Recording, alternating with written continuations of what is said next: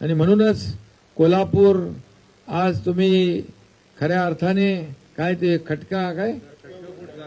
खटक्या बोट जाग्यावर पलटी, खटक्या बोट जाग्यावर पलटी 2022 मध्ये मी करून दाखवलं आणि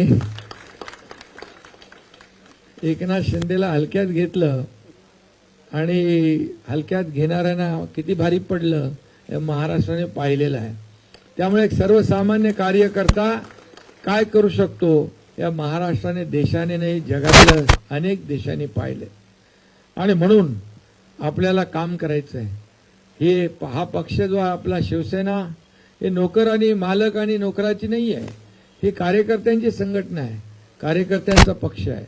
या पक्षात जो काम करेल तो पुढे जाईल आणि खऱ्या अर्थाने कार्यकर्त्यांचा पक्ष आता तुम्हाला माहित आहे की 2-2.5 वर्षच झाली, परंतु ज्या लोकांनी आपल्याला हलक्यात घेतलं ते 100 लढवून 20 जिंकले.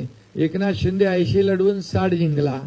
त्यामुळे हा इतिहास झाला.